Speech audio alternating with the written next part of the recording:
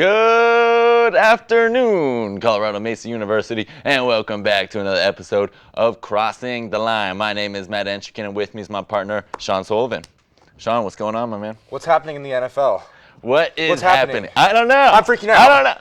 I'm freaking out, I'm man. freaking out. I feel like I'm watching a Christopher Nolan movie. Okay. It's like Inception, where it's like you think one thing's going to happen, and something else happens, and then you wake up and the Broncos still are okay. Exactly my thoughts, Sean. They You find took a way the to- thoughts right out of my mind. Also like Inception. What Or a you movie. put thoughts into my mind. I'll put a thought into your mind that the Broncos will win one more game. Interesting thought. All right, but that is a great segue into our first topic of the day. The NFL is a crazy, wild league. Crazy things keep happening left and right. Broncos are beating the Chargers and the Cowboys. The Bills are losing. Who'd the Bills lose to? It doesn't even matter. Titans are losing to the Texans. We don't know what's happening. We're dumbfounded. We're confused. We feel like we just watched the movie Inception. So we are asking the question, what is going on? Sean, what is going on, man? We touched a bit on it a little bit in the last show, to where like this has been the most unorthodox NFL season in a long time. I guess now it's getting a little bit more to the normalcy of the Patriots are now good again after the 2 years of being okay. But we've kind of accidentally, you and I have been giving a little bit of the kiss of death to certain teams. I come on here and I say the Rams will figure it out, and they lose 3 games in a row. I say the Chargers are really piecing it together, and then they lose to the Broncos after almost a pathetic loss against the Steelers. But they still find a way to win that game. But then they really didn't play that well against the Broncos, and then all of a sudden in the NFC Beast, where like the Cowboys lose 2 games in a row, and yet they somehow still kind of grow their lead in the division. And there is a sneaky Washington football team, which we'll touch on a little bit later, where they're making a case out here. But kind of like we were talking about the Super Bowl predictions last week, I have no clue who's going to win. You know, like you were saying a little bit in the intro, the Bills play good one week, and then they don't play good the next week. But there's one thing we can count on in this crazy NFL season, and that's the Lions will find the best ways to lose games. That Thanksgiving game was like the epitome of Lions football. We're like Jared Goff and the crew pieced together a drive, and then poof, Lola's gone. You know what I mean? And then just gonzo. Tremendous point there, Sean. Yes, we should all actually be thanking the Lions. They've been so consistent and predictable. It's been really fun to watch, really kind of comforting, actually. But in my opinion, what's going on, I really like this Inception metaphor, and I got to keep going back to it. And that's really the best explanation that I can provide, is that we are actually all in a dream, and we need to wake up from it. Stat. I just don't know. I don't know. Maybe we need to, like, crash our car into a river, or... Figuratively speaking. Well, yeah, so that's how they did it in the movie. Yeah, That's what I mean. But that's really how I feel is the only solution right now. So let me pose this situation at you then. We wake up, and then who's in the Super Bowl? Texans, 49ers. Texans, 49ers. You heard it here first. Good deal. All right, guys, I think we have sufficiently figured out what is actually going on. Conclusion is... We're in Inception. We are in Inception. Leonardo DiCaprio's in the control room right now. So hopefully next Sunday things go back to normal. Sean and I will have this figured out. Yeah. All right. That topic's going to go into the Hall of Fame and crossing the line. Oh, that was, yeah. All right. Topic number 2. We had 2 bombshells worth of news in the college football realm.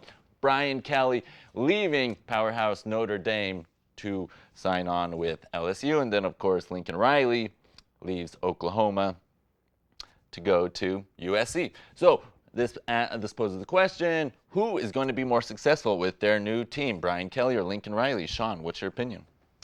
Well, I think we can kind of both agree on it. It was very surprising both ways. Both coaches abruptly left their respected teams when Oklahoma not really in the college football playoff, but if Cincinnati loses, Notre Dame could find a way to sneak themselves in. Obviously, now without Brian Kelly, it's going to be a lot more tricky. I think it's really going to come down to, I think as a whole, Lincoln Riley has shown these past couple years he is has done better with the talent they've had, because Notre Dame and Oklahoma have similar talent. Maybe in the past couple years, Oklahoma's been able to get top more recruits. But I think Lincoln Riley going to USC is going to do a really good job of continuing to get those really big splash players to USC that have been going to either a team like Alabama or Oklahoma. So look at LSU. LSU really should put up their enshrinement statue of Joe Burrow like this offseason to try to get some sort of recruits. Because, minus the early Les Miles 2005 LSU squad, that LSU team in 2019, 2018 that won the national championship, they had Joe Burrow, they had Jamar Chase, they had Justin Jefferson, they had Clyde Edwards-Helaire, they had Lloyd Cushenberry in center, they had a smattering of defensive players all go in the first 2 rounds of the NFL. And Ed Ogeron all of a sudden gets put that, LSU is now this premier team. And I don't necessarily think that Brian Kelly come to LSU is going to sort of raise this the LSU team to be at the same level of an Alabama. I don't think Brian Kelly can do that. In the Pac-12, I do think Lincoln Riley can do that with USC, where all his real competition is Oregon. And I think also LSU should give a little bit of credit to the offensive coordinator of Joe Brady, who's now with the Carolina Panthers, which we may talk about a little bit in our head coaching topic, but I think he should have gotten a lot more credit as well for what he was able to do with that offense that was basically, an NFL offense. Long story short, though, I think Lincoln Riley will do a better job in USC than Brian Kelly. I'm going to disagree with you, Sean. I think it's actually going to be Brian Kelly. Here's why. First off, the hiring of LSU of Brian Kelly is a lot like the girl who's been dating bad boys and high school quarterbacks and then finally settles with the med school grad student who's a good Christian guy. It's a very safe and stable and good pick. I mean, hey, everybody wants the guy who's going to medical school. But when you compare the two, Lincoln Riley and Brian Kelly has repeatedly gone to these organizations where things are bad and making them good. He's done it several times. I mean, he started out this Division II college and won back-to-back national titles with them, and then he goes to East Carolina, does the same thing with them. And then he, of course, goes to Cincinnati, goes like 36-4 with them, and wins the Sugar Bowl. And then, of course, goes to Notre Dame, takes a program that was pedestrian for almost 2 decades and takes them to a national championship and 2 playoff appearances. That gives me more confidence that he can go into a program that's not doing so well and turn them around, more so than Lincoln Riley, who's only been a head coach for a few years, can go to USC and turn that program around. Yeah, I guess the one thing that was I'm not a huge Notre Dame person, so the one thing that is that Notre Dame, certain things are very much handed to them. They get to pick their schedule. They get to be like, oh, I want to play Cincinnati. Oh, I want to play SMU. I want to play whoever. All I need to do is play 2 okay teams. If I beat those teams, we're in the playoffs. That's not happening in the SEC. You got to get smacked in the mouth by Auburn and Alabama and Missouri. Well, not Missouri, but like Florida and all those teams. And who knows? I just be curious to see how Brian Kelly will do with a much tougher schedule than what he was having in the conference-less Notre Dame. Sure. But I'll say that Notre Dame has just done just fine against ranked opponents this year, and until they get to the playoffs. well, we'll see. All right. Yes, Lincoln Riley will probably have a much easier time in the Pac-12 than Brian Kelly's going to have in the SEC. But LSU did just fine a couple of years ago with Joe Burrow and Ed Orgeron, and we know that Ed Orgeron's no prodigy of a coach, and so who's to say Brian Kelly can't do it here? Guess we'll have to find out now, won't we? We will have to find out. Yes, indeed. All right, guys. We're going to move on to topic number 3. The NFL has, of course, going back to its wild side, its spattering of losing teams right in the middle, and teams that are doing great. Today, we're going to talk about those teams that are losing, those with losing records, and which of them have the best chance to make it into the playoffs. Sean, want to start us off? Like I alluded to a little bit and earlier with the NFC Beast, I'm going to give it to the team that's number 2 right now in the NFC East, and that's the Washington football team. Started off slow, definitely wasn't meshing very well at getting to the start, but now all of a sudden they've pieced together some wins. They're sitting right now at 5-6. They have to play the Raiders, Cowboys twice, the Eagles twice, and the Giants once. Obviously, the Cowboys twice is going to be a little bit tricky. Now they're sitting at 7-4, the Cowboys are. But those division games, they're super, super weird, where anything, especially in the NFC East, anything can happen. I could definitely see them splitting with the Cowboys twice. The Eagles got hot for a little bit, and they're just being absolutely hindered with inconsistencies. So I think they could definitely split with the Eagles once, and then obviously the Giants are just not doing too hot, as well as the Raiders kind of been skidding in the back half of the season. So I think, Taylor Heineke, He's like kind of the analogy I like to give a lot of vanilla ice cream. He's very nice to have around. You know, if you give him the amenities, if you give him a Terry McLaurin, he can make some things happen. He's good. He's mobile. He can extend plays. And they put up over 100 yards of rushing against the not very good Seattle Seahawks. They're beating the teams they need to beat. As long as they run the ball, they're well coached with Ron Rivera. They have a good defense.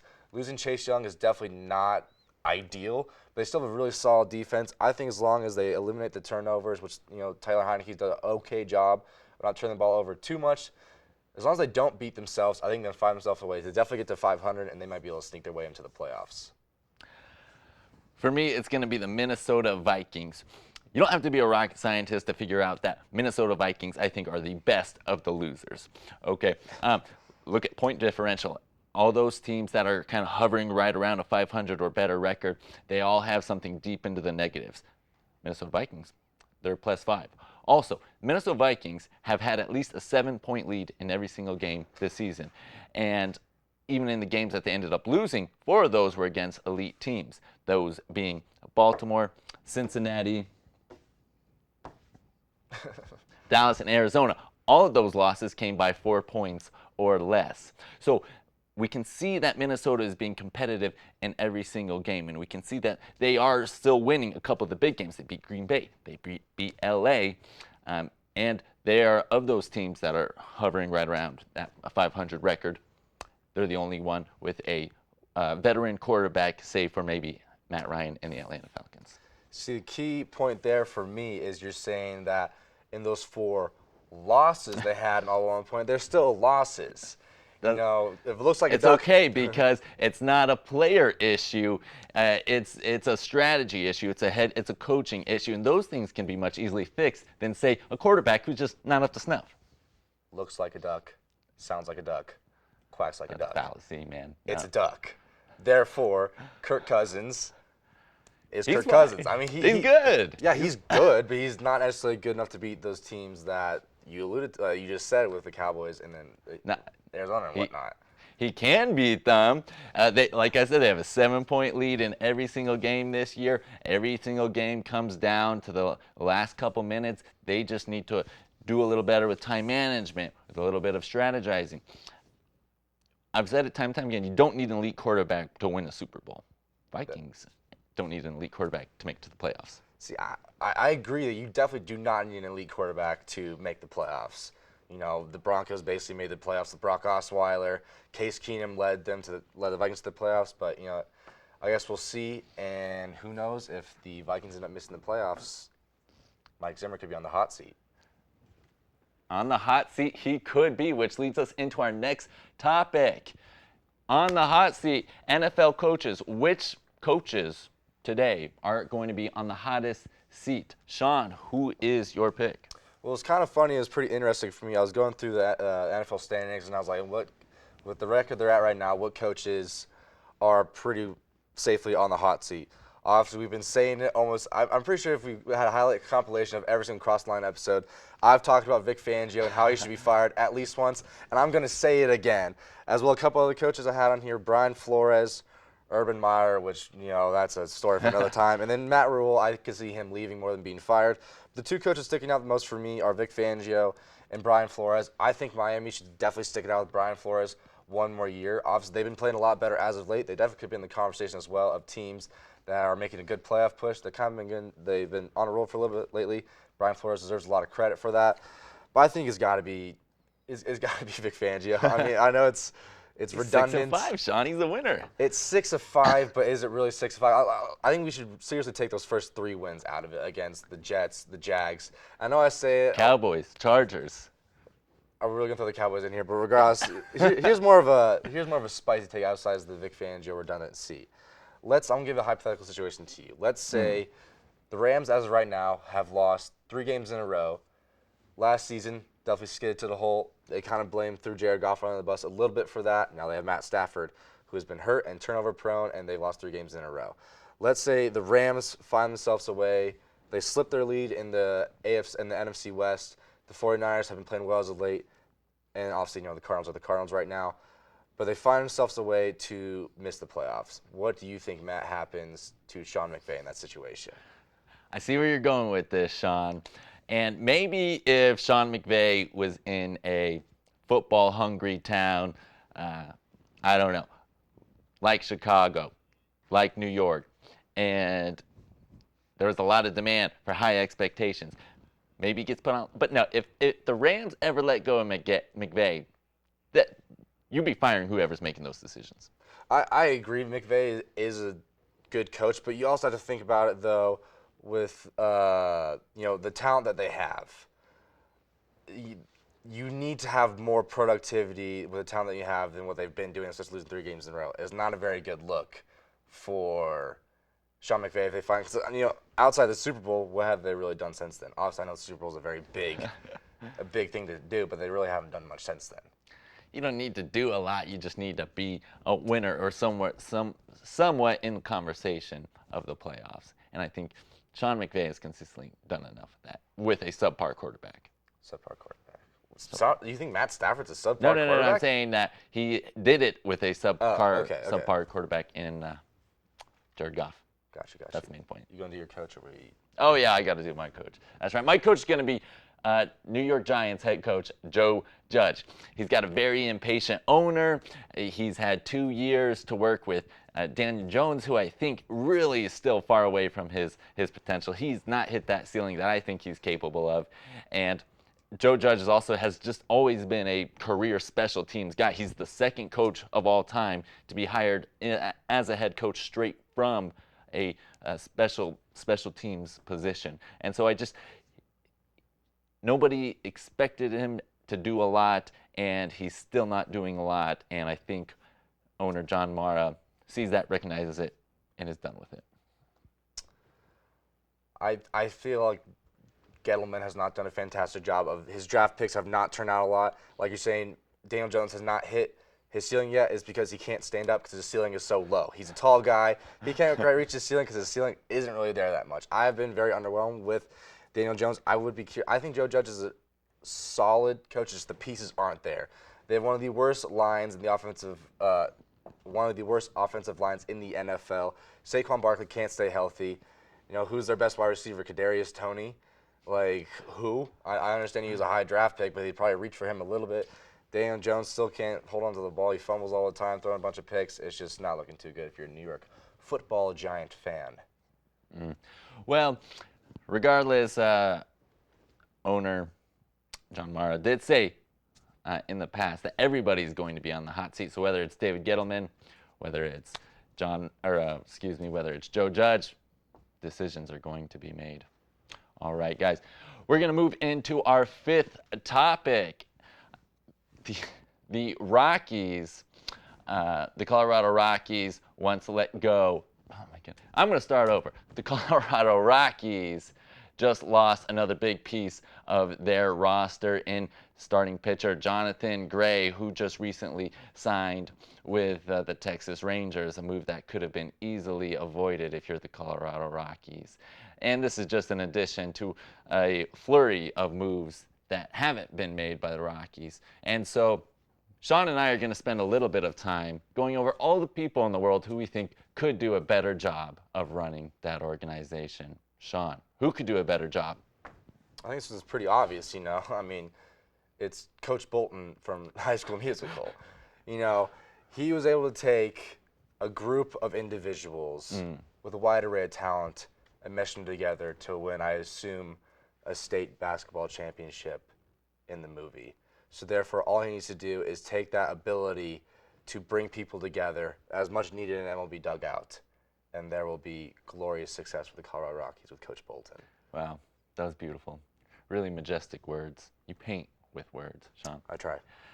On my list, I compiled 5 names here. I have anybody with a high school diploma who played baseball at some point in their life. I will also accept t-ball and adult beer league softball. My 12-year-old self, slow pitch. Slow pitch, that's a good call. Slow pitch, yes. My 12-year-old self, Dinger, the Rockies mascot, the evil owner from Major League, and the dog from Air Bud, the multi-sport talented 5-tool dog. player right there. That's a 5-tool player. The definition of a 5-tool player right there is Air Bud. Also, you got to think about, though, the financial aspect, Mr. Krabs. He would do a pretty good job, I think. And I'm sure they had, at some point, they had a a baseball-themed episode, right? They had to have. Baseball in the water. Yeah. Sounds pretty awesome. What about Bernie, the Avalanche mascot? That would work. I think he'd be good in the outfield because he's fast. Yeah. Put all of the mascots from Colorado. Miles. And just, Miles. Rocky. The others. Rocky. Rocky is a hell of an entertainer. Rocky on the Rockies also. Name confusion, yes. Productivity, absolutely. Worth it. Worth it. Upside. So basically what we're saying is just about anyone qualified. Just about anyone. I think we could probably say anyone over 6 foot. Yeah. I'll take 5'11". 5'11". That's fair. Yeah. Yeah. Well, there you have it, guys. A quick list of everyone. Quick list. And that list is not finite. It's an ever-growing list. You could probably name just about any functioning human being and probably do a better job than the people running the Colorado Rockies, in my opinion. Yeah. So, yeah. All right, guys. It is time for shout-outs. Sean, start us off with your shout-out. I'm going to be shouting out the college football playoffs as a whole. One, and partly because of the Brian Kelly and Lincoln Riley. They're going from already one premier organization to a little bit smaller premier organizations, which leaves opportunity for people like Matt Campbell and Luke Fickell to stay with their respective teams as of right now, which will help grow the college football playoffs. As we know, they're expanding pretty soon, the college football playoffs, so it's just going to be good to have teams like Cincinnati, Iowa State, and those smaller teams to be able to claw their way into the CFP. And my shout-out is going to go to Coach Carter, who of course was portrayed by Samuel L. Jackson in the 2005 sports hit movie Coach Carter. I'm saluting Coach Carter because as the MLB lockout looms closer, once the CBA expires tonight at midnight, I just wanted to salute my guy Coach Carter for administering a lockout that we can all get behind. Of course, when his players, the grades weren't just there, they weren't doing their thing in the classroom, Coach Carter decides, hey, basketball's over till you guys get those grades up. And fortunately, it all worked out in the end. So, Coach Carter also, funnily, he is also in the running for the Rockies GM position. is that right? I mean, he's got to be, right? I would hire him. That's another good question. Movie star or movie characters who were once coaches that could also do this job. Denzel Washington, Herman Boone. Oh, absolutely. Titans? Oh, also the dude from Moneyball. Yeah, Billy Bean. Billy Bean, Jonah Hill's character from Or Moneyball even as Brad well. Pitt. Yeah. Brad Pitt as a whole.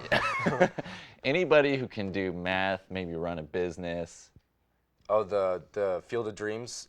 I can't remember his name. Kevin Costner. Kevin Costner. Yeah, absolutely. Because he not only can he run a team, he can build the field. He can build a field. Maybe he can build the team too. At that point, get James Earl Jones in the mix. James Earl Jones. Who else? The head coach from Miracle, Mighty Ducks. Absolutely. Hoosiers. Hoosiers. Got to check the rims. Check the bats for cork bats. Like the That's right. Hoosiers. Ooh, Don Haskins. Head coach at Texas Western. Texas Western. Ricky Bobby. Ricky Bobby. Ooh. Just to bring overall intensity Yeah. and camaraderie Yeah. to the overall team as a whole. Yeah. Basically, see, after the no hold no Arenado thing, anyone who won't give millions of dollars to the other team, in addition to our best player, anyone who doesn't do that will work. So here's my first deal then. If that's the case, then, we're losing Trevor Story too. I was just say it's probably not going to go very well for the Rockies. Yeah. I don't know. We just need to find somebody who actually likes people and doesn't want to give the players away. The players that are good, give them away. Hopefully the Rockies will figure it out, though. I think the Rockies can figure it out, but I'm not optimistic. Like I've said this before, the Rockies are like aliens. I want to believe, but I just can't. Yeah, I just can't. Which brings us into our next question. Sean, if you were to run any sports franchise in the league, what would you pick? I'm picking that. This has been a great episode of Crossing the Line, and we will see you guys next week for a fantastic episode of Crossing the Line. I've been Sean Sullivan. Sean, we need to keep going. They're saying wrap it up. No, he's saying keep going. Oh, he's saying keep going. Sean. Are we wrapping up or keeping going? Okay, this has been... we'll see